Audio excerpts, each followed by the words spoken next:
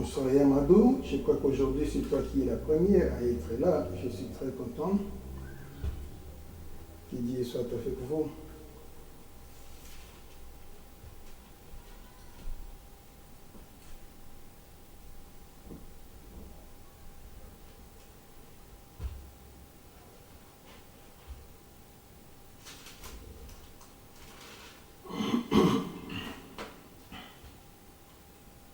Bonsoir Yamadou, bonsoir Biblos. Je crois que c'est le temps. Il est 18h10. Aujourd'hui, je suis à l'heure. Justement, c'est pour parler pendant 15 à 20 minutes peut-être. Nous allons finir notre mission. Aujourd'hui, nous allons mettre close de cette histoire des Actes des Apôtres. Nous connaissons que le livre des Actes des Apôtres a été écrit par un monsieur qui s'appelait certainement... Wow. La personne qui a écrit les Actes des Apôtres, certainement, c'était Luc. Il a écrit son propre livre et certainement, il a aussi écrit le livre des Actes des Apôtres. Et dans les livres des Actes des Apôtres, nous avons un pionnier qui est là-bas, répondant au nom de Pierre et Paul. Ce sont des prophètes majeurs de l'Église primitive du 1er siècle.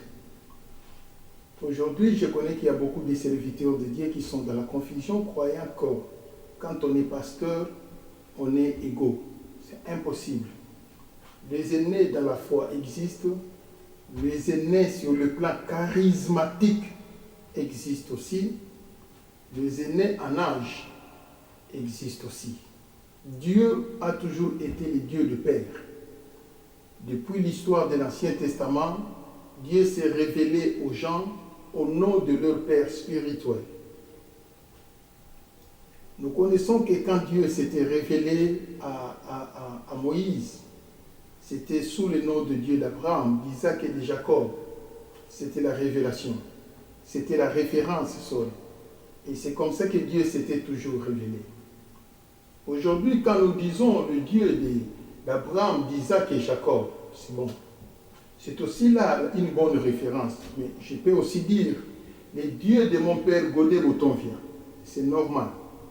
Absolument normal. Aussi longtemps que cette personne a une référence devant l'Éternel, je peux dire le Dieu de Godé Botonvia. Ça devient au même. Quand je dis le Dieu d'Abraham, d'Isaac et de Jacob, je n'ai pas un père spirituel qui est égaré, je n'ai pas un père spirituel qui est dans la fausse doctrine, je n'ai pas un père spirituel qui est païen, je n'ai pas un père spirituel qui est farceur. C'est un homme établi par Dieu. Je le reconnais comme ça. Et je crois que c'est vrai, c'est sans commentaire. Pourquoi pas quand je vais prier, je vais dire le Dieu de Godé Botonvia. That is normal. C'est absolument normal. Parce que il est la référence de la foi dans ma vie. Il est la source de mon inspiration dans la vie. Mais or, quand je dirais, il est la source de mon inspiration, ça fait combien d'années depuis qu'on est pris ensemble? Plus de 30 ans. Plus de 30 ans depuis qu'on est pris ensemble. Mais l'éducation a toujours été fondamentale. L'éducation de la maison, tu vieilliras avec ça. L'histoire de l'enfantillage, quand tu grandissais, ce que tu vivais comme histoire avec la famille, ça restera des souvenirs inoubliables jusqu'à la mort. Tu entreras avec ça dans ta tête. Nous pouvons être ici en Europe. Nous sommes contents de rester en Europe. On voit des buildings, on voit l'éclairage partout. Le courant ne peut pas partir, c'est impossible.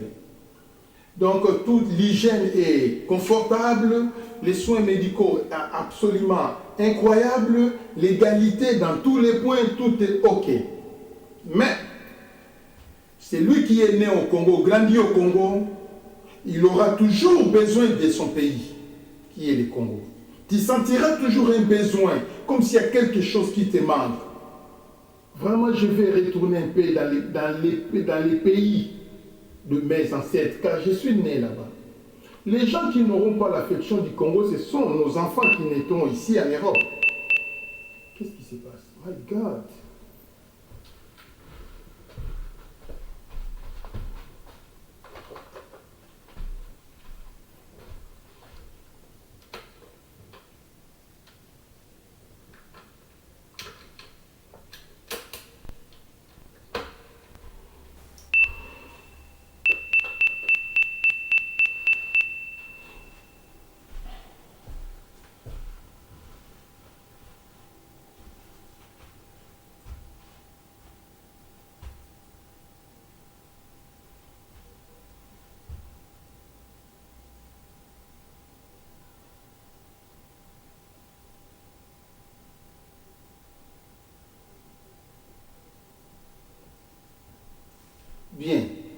Moi, j'aime féliciter nos amis nigériens. Vous voyez, nos amis nigériens, ils mettent au monde ici leurs enfants pour garder la nationalité de l'enfant. Quand l'enfant commence à grandir un peu, une année, 2 ans, 3 ans, 4 ans, l'enfant rentre au Nigeria. Il va étudier là-bas. Pourquoi? Ils veulent sceller les bons souvenirs dans la tête de l'enfant concernant leur originalité. Et l'enfant qui grandira là-bas, sorry, il va retourner en Europe tout en étant adulte. Tu es allé là-bas à l'âge de 5 ans. Et vous allez retourner ici après votre diplôme d'État, à l'âge de 18 ans. Vous retournez ici. Oui. Pour eux, c'est facile parce que ce sont des pays francophones. Donc, ils apprendront toujours la langue anglaise. Mais chez nous, ça sera difficile parce que chez nous, c'est les pays francophones. Donc, l'enfant risquera de perdre les traces de la langue, à condition qu'il soit scolarisé dans des écoles anglophones. Là, ça sera une bonne chose. Et qu'il soit entouré au milieu des gens qui sont des anglophones, des anglophiles, alors ça marchera. C'est comme ça que ça se passe. Vous voyez, tout celui qui est origine natif du Congo a toujours pensé, je vieillirai au Congo, pas ici en Europe. Moi, je serai enterré au Congo, dans la terre de mes ancêtres, pas en Europe. Au moins, tout le monde pense ça. Et c'est de cette manière-là que ça se passe. Vous voyez, je bénis l'Éternel car il nous aime beaucoup. Alors, dans l'histoire de la Bible, Dieu, il est le Dieu de... La référence de Dieu, c'est nos ancêtres. C'est nos parents spirituels. Nous, de grâce, nous avons des pères spirituels qui sont encore vivants. Il est normal, quand je vais prier, de dire le Dieu de Godet Botonvia. Ça va marcher. C'est comme si je disais le Dieu d'Abraham, le Dieu d'Isaac et le Dieu de Jacob. Ça revient au même. Ça revient au même. Vous voyez? Je bénis l'Éternel car il nous aime beaucoup. Éternel, si tu ne vas pas m'exaucer parce que je suis pécheur, mais exauce-moi car tu es le Dieu de mon père, Godet. Par exemple, Dieu va t'exaucer, ça revient au même. Le Dieu d'Ériké Maïnda, ça revient au même. C'est comme si tu disais le Dieu d'Abraham, d'Isaac et de Jacob. La référence de Dieu, c'est le papa, c'est le parent. Tu peux partir partout où tu iras, prêcher l'évangile dans le monde entier. La référence de votre ministère, c'est votre père spirituel. Tu marcheras avec lui dans les corps, parce que c'est son ministère qui est en toi. C'est de cette manière-là que ça se passe. Tu peux avoir 1000 maîtres, ainsi dit Paul, mais tu as une seule référence paternelle, c'est lui qui t'a engendré dans le ministère, c'est lui qui t'a appris à prêcher, c'est lui qui t'a fait monter pour la première fois au podium. Voilà la référence de votre papa spirituel. Et c'est de cette manière-là que ça se passe. Et ces gens-là, ce sont les gens qui resteront dangereux dans votre vie, parce que s'ils disent un mot contre vous, ça va s'accomplir. Vous auriez des tourbillonnades, quel que soit le niveau de l'onction, quel que soit le niveau de l'argent, tu finiras par avoir des tourbillonnades dans l'avenir. C'est comme ça que ça se passe. Voilà. Donc ce ne sont pas des gens, un papa spirituel ne peut pas être ton ami. Un papa spirituel ne peut pas être, voilà, une personne à laquelle vous êtes en train de faire les copes. Ah, tombé en Guanjo, beaucoup na nakeli zo ba biloko article moko boye bongo ba griffe na komemela ngo na saki mususu yona père spirituel bosa ba kopa muyibi okeli feu izalati ya beta ba kopa na yena ndenge na inga pena beta ba kopa na ndenge na ngamenga na yebeli ya za saint na suki wana. Je n'ai pas besoin de découvrir ses péchés, je n'ai pas besoin de découvrir ses faiblesses, je n'ai pas besoin de découvrir ce qu'il fait comme mal devant l'Éternel. Ça ne me concerne pas. Tout ce que je connais, c'est lui que Dieu a utilisé pour faire de moi pasteur. C'est un homme sacré. Point. Je m'arrête là. C'est comme ça que ça se passe. Et surtout que nous autres, nous avons eu la grâce de rencontrer un bon évangile qui nous a ramenés à la vraie conversion. Et aujourd'hui, nous sommes des enfants de Dieu authentiques. Je vous en prie. Ça, c'est une grâce.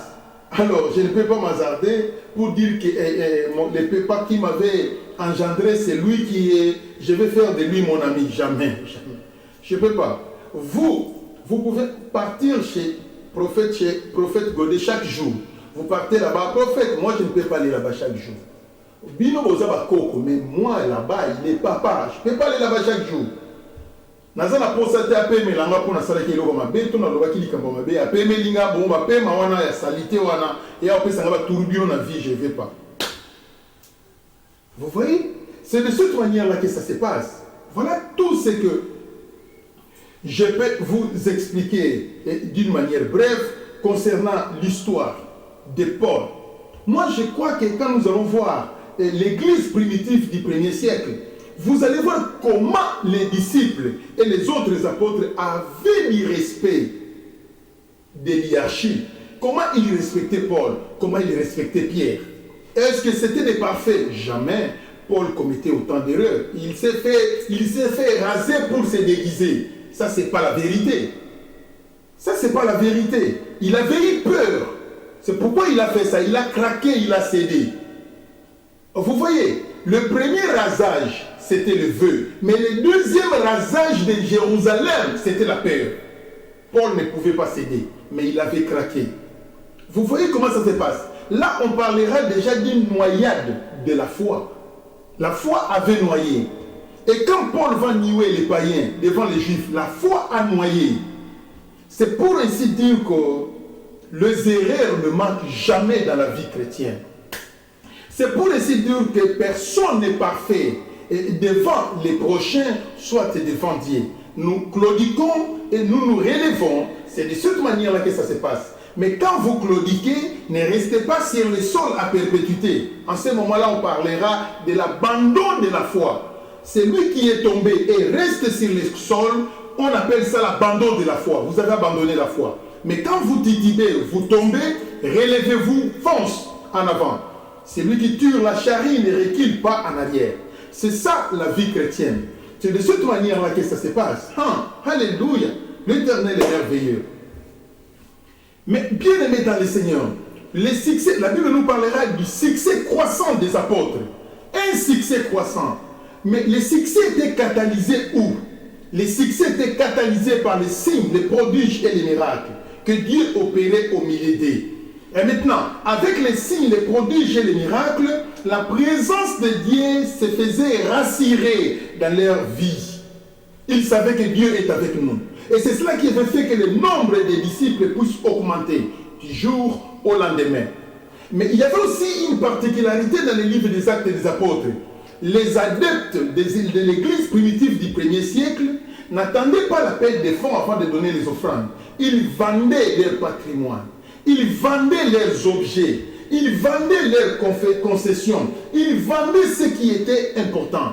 Ils apportaient tous les revenus aux apôtres afin de pourvoir aux besoins de tout le monde, au point où il n'y avait pas un pauvre parmi eux. Chez nous, ça n'existait pas cette méthode. Vous voyez maintenant comment ça s'est marché. Ils étaient toujours ensemble, d'une communion fraternelle. Mais ce qui les a fragilisés, c'était la persécution. Quand la persécution était venue, les disciples nouvellement convertis n'avaient pas supporté, étaient obligés d'abandonner Jérusalem. C'est cela qui avait fait que la majorité d'eux étaient partis en exil. Ils se sont retrouvés ailleurs pour aller prêcher l'évangile. Comme Tyr était une grande ville commerciale, la majorité partait à Tyr.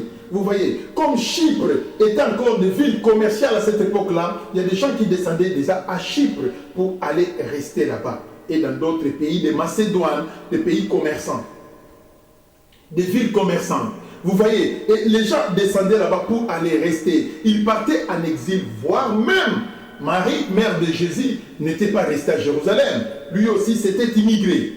Vous voyez, c'est de cette manière-là que ça se passe. Je bénis l'Éternel car il nous aime beaucoup. Les actes des apôtres.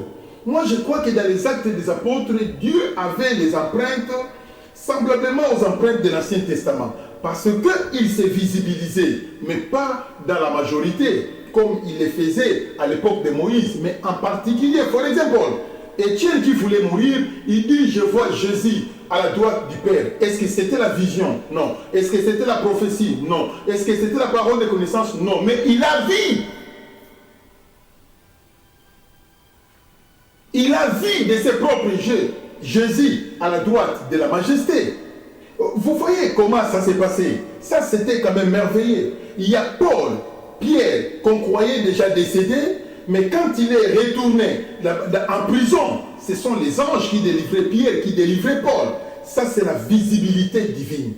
Au milieu d'eux. Ça, c'était une forte consolation parmi eux. Et sans compter les songes théophaniques et angélophaniques qui étaient permanents au milieu d'eux. C'était merveilleux.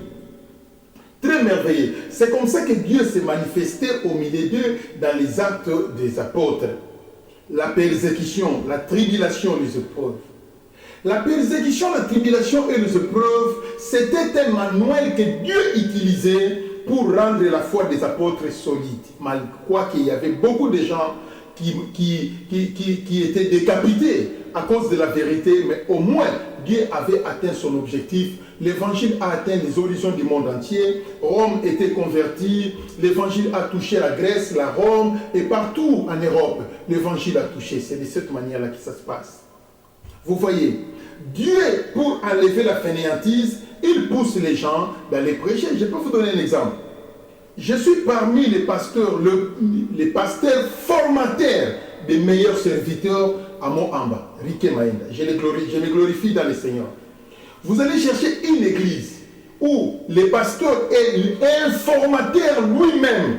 Il forme les gens et il fait pistonner les gens qui font la distinction pendant les services plus que les professeurs en théologie. Riké Maenda, j'ai formé des enfants qui sont des pionniers dans l'évangile. Vous voyez maintenant comment ça se passe, des hommes et des femmes. Vous voyez, et ces enfants-là étaient forts. Ceux-là qui étaient restés étaient devenus forts.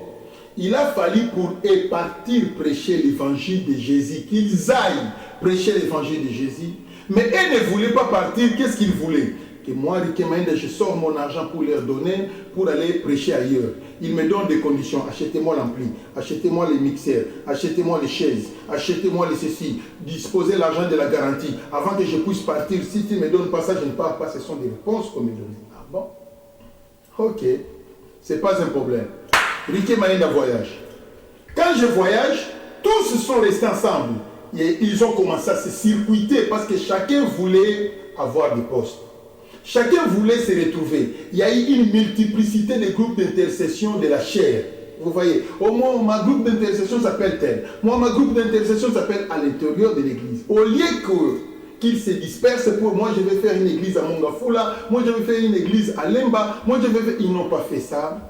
Mais plutôt, quand les coups-circuits commençaient à se produire, il a fallu qu'il y ait des boum, boum, boum, boum, boum, boum, puisse commencer à s'effectuer. Il y a eu des simultanéités de divisions. Malheureusement, je ne veux pas glorifier ces genres de divisions parce que ce sont des divisions qui ont voulu enterrer Riké Maenda et enterrer la Belgique, la cité fidèle. Vous voyez comment ça se passe? Les gens sont sortis au nom des insultes, les gens sont sortis au nom de la haine. Vous savez, nous avons quitté Baoumou par la haine. Vous sentirez que les gens qui prient avec nous, les propriétés qui priaient avec nous, c'est eux qui vont inciter les gens. Nous devons chasser cette église et en disant, église au coup en place et qui une personne qui est formée modérateur à la Mégèque par Riké Maenda, qui est devenu bishop à la Mégèque par Riké Maenda, qui est devenu prophète par toi-même, autant bien que mal à la Mégèque, mais c'est toi qui vas le dire aux gens, nous devons chasser cette église pour qu'il y ait Koufa. Ils ont la place au Kénété au Koufa. Vous voyez de telles choses. La personne, comment il partira avec la bénédiction? Rien que la malédiction. C'est ainsi que vous allez voir une bonne partie d'eux sont sortis avec les coups de blessures mortelles, avec des venins. C'est de cette manière-là que ça se passe. Vous voyez, quand quelqu'un va attaquer Riké Maenda, je dois me défendre. Mais quand je sens que l'attaque est beaucoup plus anticipée, je dois projeter quelque chose. Et quand je projetterai quelque chose, pour toi, ça sera le tourbillon de la vie chrétienne. Tu ne réussiras pas de tenir les coups. Tu ne réussiras pas parce que je suis obligé d'anticiper. Je ne veux pas me défendre seulement pour se défendre. Je dois anticiper parce que la meilleure défense, c'est l'attaque. C'est comme ça que ça se passe. Vous voyez, voilà comment ça se passe. C'était pourquoi vous allez voir dans la plupart des gens qui sont sortis dans des conditions les plus médiocres, ce sont des morts vivants. Ce sont des rois Saoul. L'esprit était déjà parti depuis longtemps. Parce que c'est moi qui a prié pour toi, pour te communiquer les ministères. Mais je vais sanctionner ce ministère. Carrément. Si je ne sanctionne pas, je vais les livrer au diable. Dieu va m'écouter parce que c'est mon ministère que j'ai transmis en toi. Vous voyez comment ça se passe? C'est pour cela dans les actes des apôtres, tous étaient dociles, tous marchaient très bien. Les apôtres étaient soumis à leur hiérarchie. Arrivé à un certain moment, Paul a été arrêté à Jérusalem, il a fait 2 ans en prison. Jusqu'à ce que le roi Agrippa était venu, la dernière instance de Rome. C'est lui maintenant qui va délibérer Paul, moyennant une liberté provisoire, conditionnée. Il marchera avec des militaires partout où il sera, à la fois pour sa protection et deuxièmement pour qu'il n'y ait pas la fuite peut-être. Ça c'est la déontologie militaire. C'est pourquoi Paul était toujours avec des militaires, mais au moins il était libre parce qu'il continuait les prédications dans les différentes villes avant de s'embarquer vers Rome. Les jours où ils avaient pris la décision de prendre les bateaux pour foncer vers Rome, mais qu'est-ce qui s'était passé? C'était quand même formidable. Dans ces bateaux, il y avait plus de 276 personnes. 276 personnes dans ces bateaux. Pendant qu'ils fonçaient pour aller à Rome, arrivés dans l'île appelée Malte, arrivés dans l'île de Malte, les vents étaient contraires. Paul les avait donné conseil d'accoster un peu pour faire passer les vents de l'hiver. Ils ont dit que nous devons continuer. Alors, la Bible dit ceci, il y a eu panne. En cours de route, il a fallu que les bateaux puissent chavirer. C'est ainsi, ils ont fait un effort pour accoster dans l'île appelée l'île de Malte. Pas d'ailleurs l'île de Malte. Quelque part là, il a fallu qu'ils puissent commencer à nager pour arriver de l'autre côté, de l'autre bord. Les grands nageurs plongeaient dans l'eau. Quelle eau? Dans l'eau froide de l'hiver. Ils ont traversé et les bateaux qui étaient en bois, les autres ont tenu des bois pour traverser. Les militaires avaient eu la décision. Nous allons tuer tous les prisonniers, sinon ils vont fuir. Mais il y a une personne qui était là, avait défendu qu'on ne tue personne parce qu'il protégeait Paul. Arrivés maintenant à l'île de Malte, ils sont arrivés là-bas, ils ont répondu que si c'est Malte, ils ont resté là-bas pendant combien de mois? Ils ont resté là-bas, je ne sais pas, 3 mois je crois. Ils ont fait 3 mois là-bas, on les avait réussis et finalement, pendant qu'ils sont sortis, on les avait nourris. Mais quand ils sont sortis, tellement qu'il faisait froid, ils commençaient à ramasser les fagots de bois, un peu des arbustes pour allumer les feux, parce qu'il faisait très froid. Pendant qu'ils allumaient les feux, Paul est allé ramasser les fagots de bois où il y avait une vipère. Et quand il a mis les bois dans les feux, la vipère lui a mordu. Et maintenant, quand il a soulevé la main, tout le monde voyait comment la vipère dansait en dessous de la main de Paul. Paul a secoué un peu le serpent sur les feux et le serpent est descendu dans les feux, il est décédé. Les gens attendaient la mort de Paul, connaissant que ces gens de vipères ne blaguent pas. Tout au contraire, comme si Paul s'était fait vacciner de froid. Il était toujours normal, sans moindre maux de tête, sans moindre fièvre. Et pendant que les gens commençaient à se moquer de lui, ah, ce type, comment se fait-il que c'est seulement lui qui vient d'être mordu par les serpents? C'est que c'est la malédiction qui est en train de l'accompagner. Hein. Sa malédiction est tellement sérieuse. Pendant que Paul frustrait de la manière dont les gens parlaient de lui, Dieu va se révéler en lui pour lui dire, tu arriveras à Rome et tu prêcheras la bonne nouvelle à Rome. Il s'est fait fortifier. Dans cette île de Malte, il priait pour les gens qui étaient malades, les gens étaient guéris. Et après 3 mois, les gens qui étaient là leur avaient présenté à manger des cadeaux. C'est cela qui avait fait à ce qu'ils puissent continuer leur chemin jusqu'à Rome. Arrivés à Rome, ils ont été reçus par le frère qui était là-bas. Les nouveaux convertis, mais liés dans la loi de Moïse. Et finalement, Paul a commencé des conférences, il a rencontré une résistance. Mais tant bien que mal, la résistance, il a laissé, c'est ça qui avait poussé Paul de commencer à prêcher les païens. Quand il a commencé à prêcher les païens, la Bible dit qu'il a fait à Rome 2 ans encore. Il prêchait avec liberté jusqu'à ce que le charivari des Juifs avait quitté Jérusalem et monté jusqu'à Rome.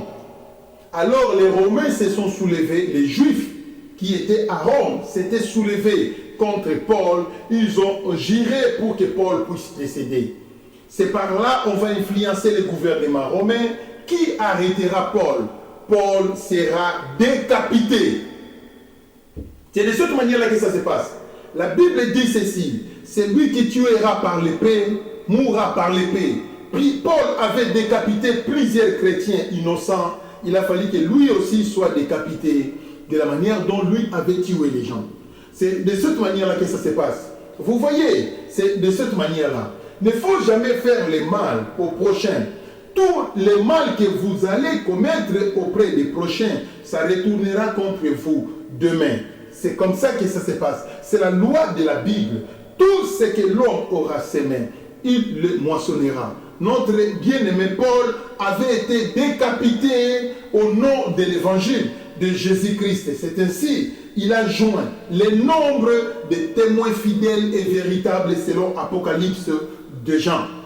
Donc, ceux-là qui sont morts et martyrs, ce sont les témoins fidèles devant l'Éternel parce qu'ils n'ont pas nié la foi, ils n'ont pas nié la doctrine, ils n'ont pas nié Jésus. C'est pourquoi on les appelle les témoins fidèles et véritables. C'est de cette manière-là que ça se passe. Je bénis l'Éternel, car il nous aime beaucoup. Donc, quand quelqu'un va s'engager sur le chemin de Jésus, vous n'allez pas attendre la rose. Vous savez ce que signifie rose-croix? Rose-croix signifie, vous allez vivre avec la rose sur la terre. Mais quand vous allez mourir, vous allez apporter votre croix qui s'appelle l'enfer. C'est ça la signification de la rose-croix. Vous voyez? Mais par contre, chez nous, les chrétiens, c'est l'inverse. Chez nous, maintenant, c'est la croix rose. Vous voyez, sur la terre, nous allons apporter la croix de la souffrance de Jésus. Nous allons apporter la croix de la pauvreté. Nous allons apporter la croix des problèmes. Nous allons apporter la croix de la faim, de la nudité, des périls sur la terre. Mais quand nous irons au ciel, dans le paradis de Dieu, c'est là où nous allons trouver la rose. C'est là où nous allons trouver la rose. Vous voyez comment ça se passe? La fleur rose naturelle est éclairée par le soleil. C'est par le soleil que la fleur reçoit sa coloration à travers un phénomène appelé chlorophylle. Vous voyez comment ça se passe? Mais par contre, nous sommes les enfants de Dieu. Nous allons embrasser la rose dans le paradis de Dieu à travers un phénomène surnaturel appelé le chlorophylle de Dieu. C'est comme ça parce que c'est Jésus qui sera le soleil. C'est lui qui va transmettre à nous le mécanisme de ces rayons pour que nous puissions rayonner pour devenir des véritables fleurs. Et une fleur qui ne tarit jamais, qui ne va pas faner après 3 mois pour tomber. Non, mais c'est une fleur qui demeure à jamais. C'est de cette manière-là que ça se passe. Je bénis l'Éternel, car il nous aime beaucoup. La Bible dit ceci, il y a un fleuve qui divise la Nouvelle Jérusalem. Et ce fleuve coule la mer des vers. La Bible dit ceci, il y a des fruits de part et d'autre, des arbustes, des arbres, de part et d'autre qui produisent les fruits, ainsi que des feuilles, qui servent de médicaments et de la guérison pour les nations. Vous voyez comment ça se passe? C'est de cette manière-là. Mais quand nous serons là-bas, il n'y aura ni malade, ni possédé, ni cauchemar, ni esprit de mort, ni sorcier. Dans les paradis de Dieu, nous serons là pour louer l'Éternel, pour exalter l'Éternel jour et nuit.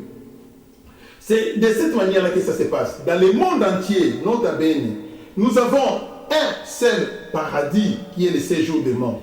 Nous avons un seul séjour des morts. Il n'y en a pas un séjour des morts des Américains, il n'y en a pas un séjour des morts des Européens, un séjour des morts des Africains, un séjour des morts des Asiatiques, un séjour des morts des Océaniens, ça n'existe pas.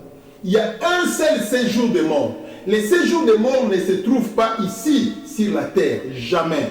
Les séjours des morts ne se trouvent pas dans la planète Terre. Ça se trouve quelque part. Dans dans l'un des abîmes, c'est là où Dieu a placé les séjours des morts. Mais pas ici sur la terre. Sur la terre, nous avons des cimetières, là où on dépose les corps. Mais l'esprit ne part pas au cimetière. Avant que ton corps soit déposé dans les cimetières, l'esprit était déjà parti. Depuis qu'il y a eu des connexions de l'âme et l'esprit sort déjà. Rappelez-vous, quand Jésus était sur la croix, on n'avait pas encore remarqué que Jésus est mort. Vous voyez, mais l'âme, l'esprit de Jésus était déjà parti, parce que quand l'esprit voulait partir, il a dit, Père, je remets mon esprit entre tes mains. L'esprit est déjà parti. Mais où est-ce que l'esprit était déjà parti? L'esprit était parti dans les paradis de Dieu, dans les séjours des morts. C'est là où il était allé continuer sa mission évangélique. Afin que tous tous puissent entrer au ciel au nom de Jésus, car il est écrit, il y a un seul chemin, la vérité et la vie qui conduit au Père, c'est le chemin de Jésus. Si Adam veut aller auprès du Père, c'est par Jésus. Si Abraham veut aller au Père, c'est par Jésus. Si Jacob veut aller au Père, c'est par Jésus. Si Isaac veut aller au Père, c'est par Jésus. Si Josué veut aller au Père, c'est par Jésus. Si David veut aller au Père, c'est par Jésus. Si Daniel veut aller au Père, c'est par Jésus. Si Esaïe veut aller au Père, c'est par Jésus. Il est le chemin, la vérité et la vie. Sans Jésus, il n'y a pas, personne ne peut voir Dieu. C'est pourquoi Jésus s'était dépêché dans les séjours des morts pour aller prêcher ceux qui étaient décédés avant lui. C'est comme ça que ça se passe. Quand il les avait prêchés, comme dans l'Ancien Testament, il y avait un seul séjour des morts. Que tu sois païen, que tu sois chrétien, tous étaient ensemble. Mais dans le Nouveau Testament, cela a changé. Jésus, quand il a prêché, il a conduit les siens dans un séjour de mort qui est différent des païens. Il a appelé cela le paradis. C'est pourquoi il a dit à la personne qui était à sa droite, en vérité, je te l'ai dit, tu seras avec moi dans le paradis. Quel est ce paradis? C'est le séjour des morts des chrétiens. L'un des paradis, parce que nous avons 5 sortes de paradis. C'est ainsi que Jésus a fait entrer tout le monde là-bas. Rappelez-vous de la parabole de l'homme riche et Lazare. La Bible dit ceci, tous deux étaient sur la terre, dans le même quartier. Mais quand ils sont décédés, c'est un grand abîme qui les séparait. L'homme riche était de l'autre côté, Lazare était de l'autre côté. Quand l'homme riche demandait de l'eau à Lazare, mais c'est Abraham qui a répondu, mais comment il va te donner l'eau? L'eau, comment ça va arriver là-bas? Il y a un grand abîme qui nous sépare. Donc même s'il a la volonté de te donner l'eau, ça ne peut pas arriver là-bas. Le séjour des morts des païens, c'est de l'autre côté. Dans l'extrême gauche du séjour des morts des chrétiens. C'est de cette manière-là que ça se passe. C'est pourquoi maintenant, l'homme riche avait dit à Abraham, dis à Lazare de retourner, qu'il aille prêcher mes femmes que j'ai laissées, mes enfants que j'ai laissés, ma famille que j'ai laissée, qu'ils se convertissent. Parce que moi, j'avais commis l'erreur de ne pas accepter Jésus. La réponse d'Abraham était claire. Riké Maïda est là-bas. Godé Boton vient là-bas. S'ils ne vont pas les écouter, ils te suivront. Vous voyez comment ça se passe? Ce qui voulait dire quoi? Tous ceux-là qui meurent dans les péchés ont une seule destination. Les séjours des morts des païens, que tu sois blanc, que tu sois noir, que tu sois rouge, que tu sois, que tu sois pygmée, nilotique, autanto, tous c'est là-bas. Il y a un seul séjour des morts des païens, c'est quelque part là. Un seul séjour des morts des chrétiens, c'est de l'autre côté. C'est de cette manière-là que ça se passe. Dans les séjours des morts des chrétiens, nous connaissons la description. Dieu les a donné des vêtements blancs avec des rameaux en train de glorifier l'Éternel. C'est comme ça que ça se passe. Ils attendent l'enlèvement de l'Église pour que les séjours des morts des chrétiens soient vidés. Quand l'enlèvement aura lieu, il n'y aura plus personne dans les séjours des morts des chrétiens. Maintenant, on doit recommencer encore. Nous devons voir encore la première personne qui va décéder pendant la période de la grande tribulation. C'est lui qui va maintenant inaugurer les séjours des morts des chrétiens pour la 3e fois. Parce que la première inauguration, c'est Abel qui avait fait ça. C'est Abel qui avait inauguré le séjour des morts. Maintenant, le séjour des morts des chrétiens, ce n'est pas un individu qui a inauguré, c'est Jésus lui-même qui est entré premièrement là-bas. Maintenant, après l'enlèvement de l'Église, le séjour des morts des chrétiens sera vidé. La première personne qui mourra dans la grande tribulation avec Jésus sans la marque de la bête 666, c'est lui qui ira dans les séjours des morts des chrétiens. Maintenant, c'est tous ceux-là qui n'accepteront pas la marque de la bête 666 sera dans les séjours des morts. Ils resteront là-bas pendant 7 ans jusqu'au début du millénium. Alors le séjour des morts sera encore vidé pour la 2e fois. Ils ressusciteront. C'est de cette manière-là que ça se passe. Pourquoi l'Éternel permettra la résurrection des morts pendant les milléniums? Parce que les gens mourront en désordre pendant la grande tribulation. Les gens croient que les gens mourront à cause de 666, jamais. 666 va persécuter seulement les chrétiens qui refusera de prendre la marque de la bête. Ça, c'est leur persécution. Mais en dehors de cela, non. Il n'y a rien. Par exemple, nous sommes ici en Europe. Admettons que les vaccins, c'était la marque. J'ai dit admettons. que c'était la marque de la bête 666. Bon, il y a des lois qui sortent. Si vous n'êtes pas vacciné, vous n'avez pas le droit de travailler. Bon, tu dois rester à la maison. Ok, tu restes bien à la maison. Si vous n'êtes pas vacciné, vous n'avez pas le droit d'aller à la banque. Donc vos comptes bancaires sont bloqués. Mais comment l'État va vous payer?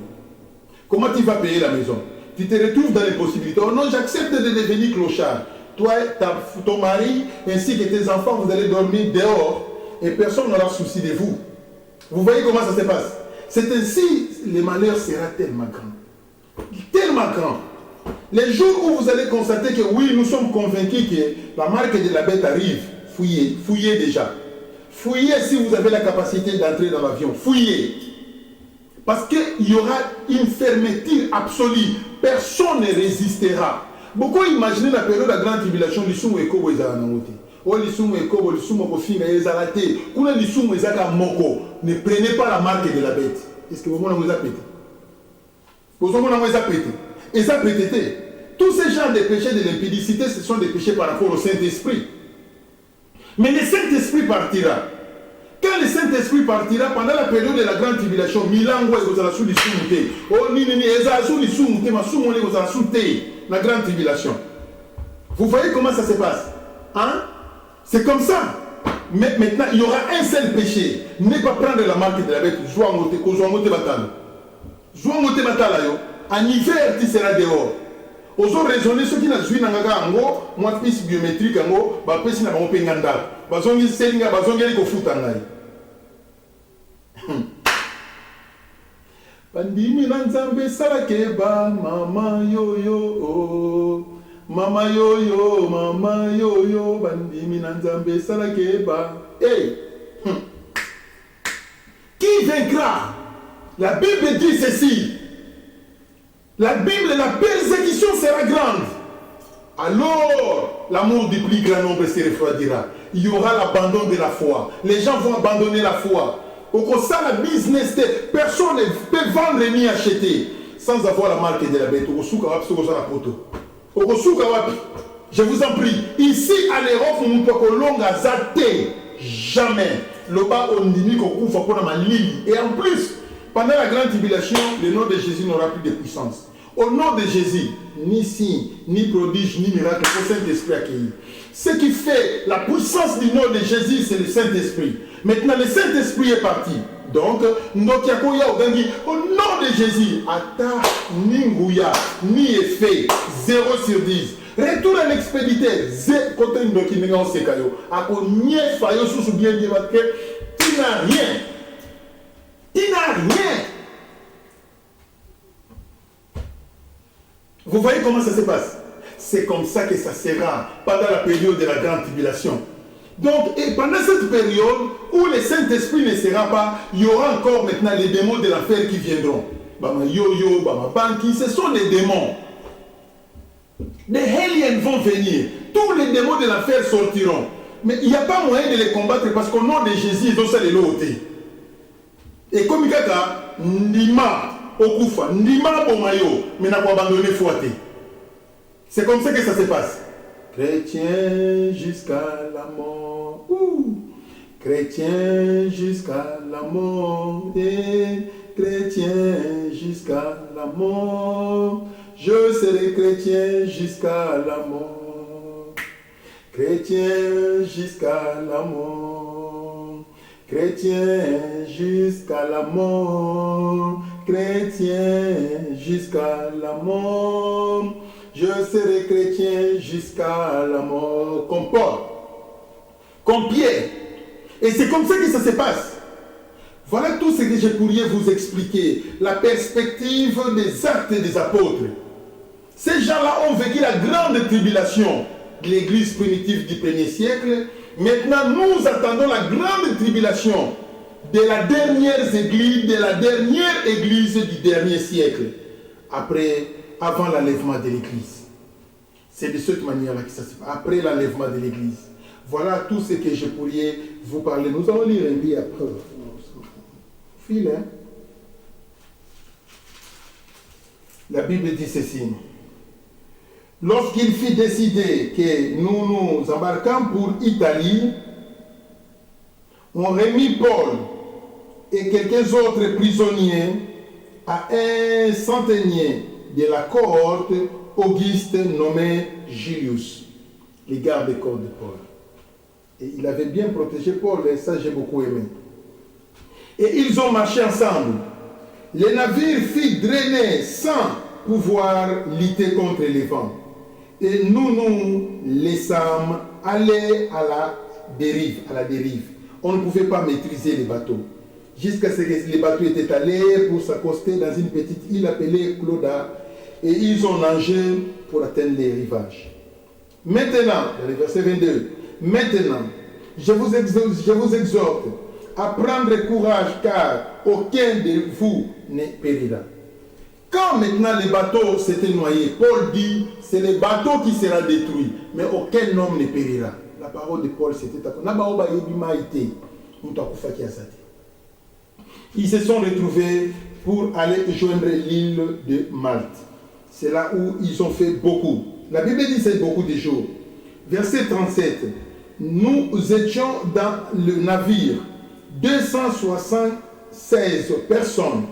276 personnes. On a vu sur le 276. 276 personnes en tout, des nombres de passagers et des prisonniers qui étaient là-bas.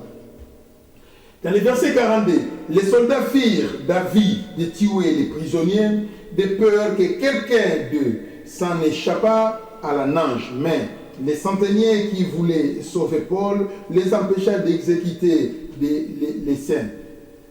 Il ordonna à ceux qui savaient nager de se jeter le premier dans l'eau pour gagner la terre. Et aux autres de se mettre sur des planches ou sur des débris du navire, et ainsi tous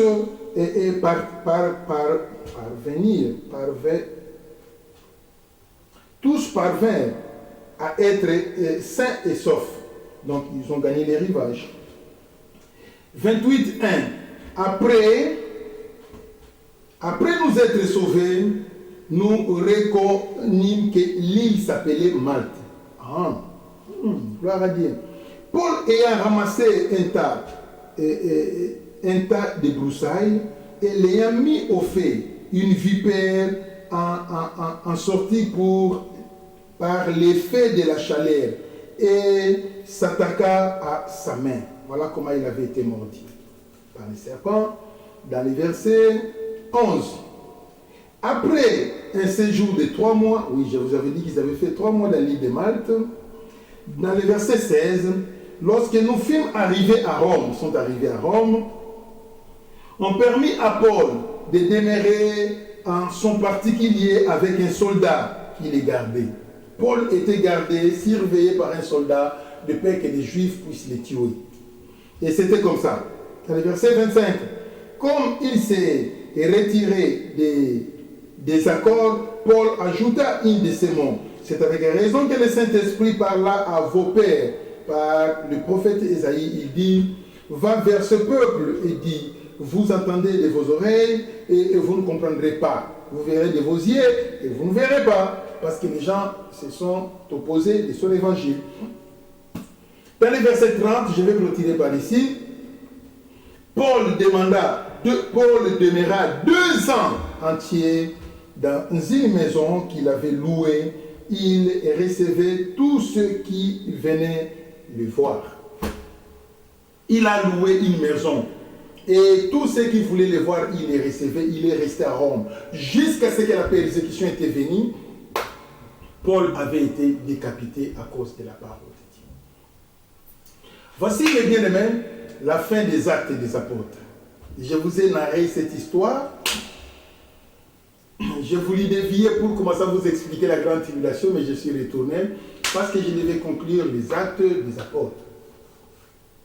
Aujourd'hui, c'est la fin de notre livre, la fin de l'histoire de Paul, un héros dans la foi, une icône dans la foi, les pionniers de l'évangile, les flags de l'évangile, les drapeaux de l'évangile, la référence de la doctrine de Jésus, c'est notre bien-aimé Paul. Voilà comment était le début et la fin de l'histoire de Paul. Alors, Dieu aidant, demain, c'est le samedi, c'est Canal J, ainsi que le dimanche, nous allons commencer un autre texte que vous allez comprendre, c'est rien que le dimanche là, quel est le livre que nous allons commencer à lire. C'est la fin. Levez-vous tout le monde. Alléluia. Soulevez les mains. Nzambe malamu, Nzambe malamu, Nzambe malamu, malamu, malamu, Nzambe nanguya, Nzambe nanguya, oh, Nzambe nanguya, nanguya, nanguya, Alléluia, Yemballéluia, oh. Alléluia, Alléluia, Alléluia. Dis à Jésus merci. Merci Seigneur parce que tu as permis à ce que je puisse finir le livre des Actes des Apôtres. Prions tout le monde. Remerciez Dieu de ce que tu viens de finir les Actes des Apôtres. La course des Actes des Apôtres, tu viens de les finir. Au moins tu as une idée générale sur les Actes des Apôtres. Et je connais que depuis que tu es né, depuis que tu es converti, tu n'as jamais eu le briefing, tu n'as jamais eu la connaissance générale des Actes des Apôtres. Aujourd'hui, tu as compris les Actes des Apôtres du début jusqu'à la fin. Rendons grâce à Dieu, glorifions l'Éternel pour ce moment. Éternel, merci pour ce moment. Sois béni, sois glorifié, sois exalté à jamais. Que ton nom soit sanctifié à jamais, Seigneur. Bénis ceux-là qui ont randonné avec moi. Bénis ceux-là qui ont suivi ces enseignements. Que ton nom soit sanctifié. Que ton nom soit glorifié à jamais par le nom puissant de Jésus. Seigneur, que la paix demeure dans leur cœur, dans leur famille. Que la paix demeure dans leur vie. Je veux que tu leur donnes le courage davantage pour prêcher l'évangile. Que ton nom soit sanctifié à jamais par le nom puissant de Jésus, qui est notre seul Seigneur et Sauveur. Amen. Bientôt, nous allons encore voir dans nos télévisions qu'il y a eu un ouragan qui est passé, qui a ravagé dans très bientôt. Donc, il faut toujours prier et que Dieu accorde la grâce. I love you so much. Wow. Bye.